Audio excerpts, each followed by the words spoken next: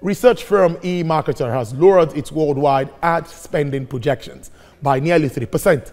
Worldwide media ad spend will increase by 7.0% to $691.7 billion in 2020 over the prior year, down from earlier growth estimate of 7.4%, that's to $712.02 billion. The updated spend projections include digital directories as well as print, out-of-home, TV and radio advertising.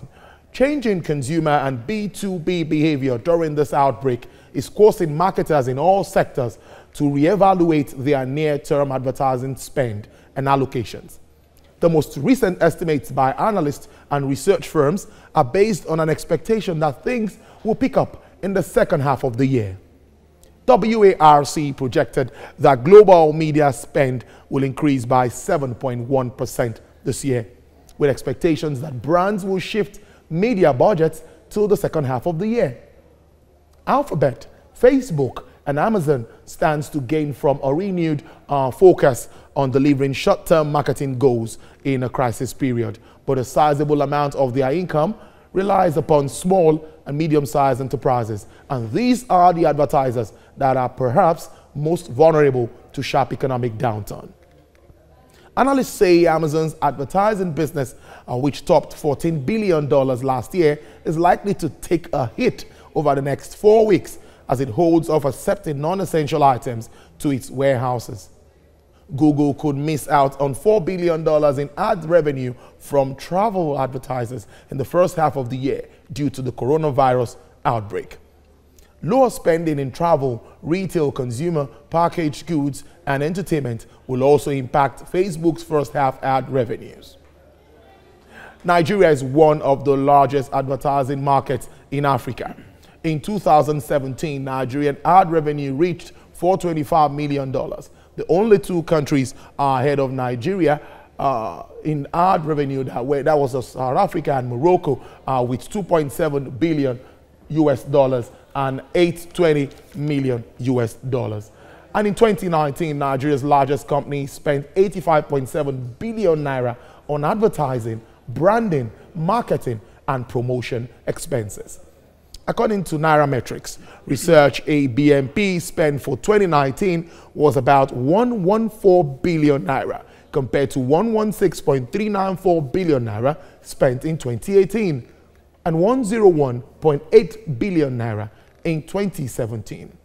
International Breweries acquisition by AB InBev has resulted in a big leap in ad spend between 2017 and 2019, helping them to scrap into the market shares of its closest rival, Guinness Nigeria PLC. In 2018, International Breweries spent 7.86 billion naira compared to 1.9 billion naira in 2019. Big brands spend a huge chunk of their money on billboards, TV spends, newspapers, and digital ads.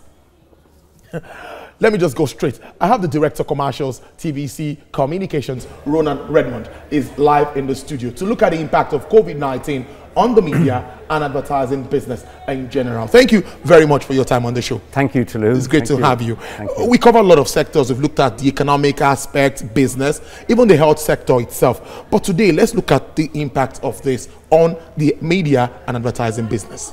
Yeah, well, the impact on the advertising business is no different to any other category that you've been talking about in the last couple of days. It's a massive, massive impact, a massive negative impact.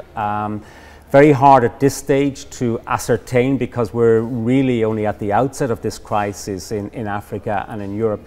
Very hard to ascertain how bad the hit is going to be. If we are going to look maybe for some kind of indication, we could possibly look to China. China are further down, that's the source of the virus. They're further down, they're reopening some of the retail stores there in China.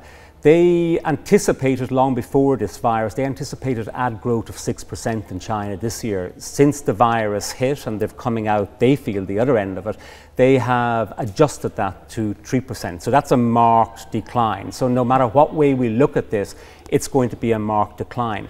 To put advertising into a kind of economic context for you though, advertising spend is linked to GDP. GDP goes up, ad spend goes up. GDP goes down, ad spend goes down. So what we do know about this virus is the economists are telling us that the economy is going to go into recession. So it is safe to say that advertising will experience a downturn. The other thing that we haven't really spoken about here, though, which is pertinent to Nigeria, is the price of oil. The price of oil has fallen dramatically with the Saudi Arabia-Russia trade war. You add in now declining fuel demand, the price has gone down further. On Monday, I think US crude, a barrel was $20. Exactly. The federal government here has done all the budgets for 2020 based on a barrel at 57. 57. It doesn't stack up. At all. So we've got tough months ahead of us. I tell you, they even brought that down to 30, and some say that 30 doesn't even still look very reasonable. Yeah. Let's look at advertising budgets now and how they fluctuate on the back of global shocks like this one. Yeah, well, I suppose, look, they fluctuate because of that link that I spoke to you about between GDP and the ad spend. Put it in some kind of context. What's going to happen? Ad spend often goes up in years where we have big events. So the US elections would be a big event, a lot of money spent. The Olympics would traditionally be a big event. The first thing that's happened with COVID-19 is the Olympics has moved to next year. Already the host broadcaster of the Olympics in the US, NBC Universal, they had banked $1.5 billion in ad spend simply around the Olympics. Now, companies will spend on advertising and then they'll spend the same again on activation. All that money is moving into next year. The EPL has moved, big music events have moved. Even in the entertainment business, the release of the new James Bond movie, a typical movie that the likes of Heineken would spend a lot of money on product placement, that's been delayed till November here in Nigeria. So you can see immediately as events move, well then so too the ad spend will move with it. So we are looking at a couple of months of a big downturn, and that's in terms of events. Look at what the lockdown has done in Lagos. Yeah. So the lockdown started on Monday. Nobody's flying anywhere, so there's no airline advertising. Nobody's driving, so the fuel demand has gone down. The shops have reopened today for 3 or 4 hours, but FMCG advertising is falling on the back of that. So you can see how both are linked, ad spend and GDP. Really interwoven one way or the other. I'm also a marketer as a business editor. Now, how do marketers now respond to global crisis like this one? Yeah, marketeers they're humans. They respond differently. So you will find there's a lot of panic out there at the moment. So immediately business owners will look at their business plans for this year. How can they save money? One of the first costs they look at saving is advertising and sponsorship. A weak marketeer will allow that budget to disappear. The flip side of it is, though, we've had crises before, nothing to this extent. But all the studies from crises show that the strong companies continue to spend through a crisis. If you continue to spend, you'll keep your market share and your share of voice there. It's very important to do that. If you stop your spending, you're giving your competitor the opportunity to come in and take market share from you. So the wise one will continue to spend. And very interesting point around this crisis, you've mentioned all the private individuals and companies who've been contributing to this. Studies show that in a crisis, we all rally around. You look at, there's an amount of criticism in the US and the UK about their response to the COVID-19 crisis. Look at Donald Trump and Boris Johnson's personal ratings. They've gone through the roof because people feel they need to be behind the leaders. Likewise, I think all of those brands you've mentioned who are supporting the efforts of the federal government, people are going to remember those brands, they're going to support those brands, and they're going to row in behind them when spending comes back. Very interestingly now, a company like TVC Communications relies so much on ad spending, advertising, and all of that. Now, how does a company like this respond? How does it affect revenue in this kind of crisis? Yeah, well, how we respond to a crisis like this is like everybody else. We respond incredibly quickly. Look, there's a twin track approach to our response. First and foremost, we're a huge employer. We've got 600 people. Our first regard is to the well-being, be it the physical or the economic well-being of our staff.